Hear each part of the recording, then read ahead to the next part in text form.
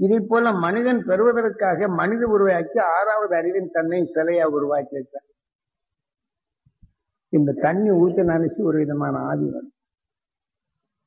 நமது வாழ்க்கையில் காலையிலிருந்து சாயங்காலம் வரை எத்தனையோ உணர்வுகளை இருக்கிறோம்.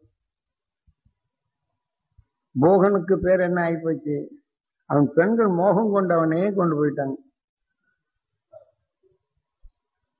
அன்னைக்குதான் ஒவ்வொரு உணர்வின் சக்தியை அந்த தாவர இனத்தை மோகித்தான் உணர்வின் உண்மையை தளக்குள்ள அந்த சக்தியின் உணர்வை எடுத்தான், அதை ஒன்றாக சேர்த்து மனித உருவாகும் அந்த உணர்வின் கருவை உருவாக்கினான்.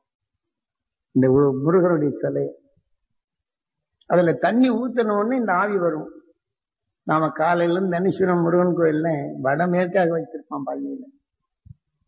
நாம அந்த போகும்போது அந்த நிலை போன உடனே முருகனை பார்க்கும்போது எப்படி ஈஸ்வரான்னு உயிரை நினைச்சிட்டு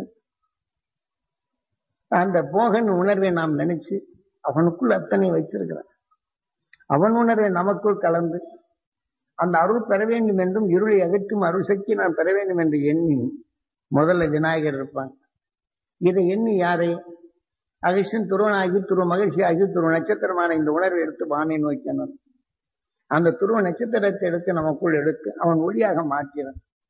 அந்த உணர்வின் தன்மை கொண்டு நாம் படிமீது ஏறும்போது ஆக அதை கண்ட போகனின் உணர்வு நாம் பெற வேண்டும், எனக்குள் இருளை அகற்றும் அந்த அருள் உணர்வு பெற வேண்டும் என்று அதை எண்ணி நாம் போகும்போது நினைச்சு படி இந்த கால் இருக்குல்லங்க வலியெல்லாம் தெரியாது.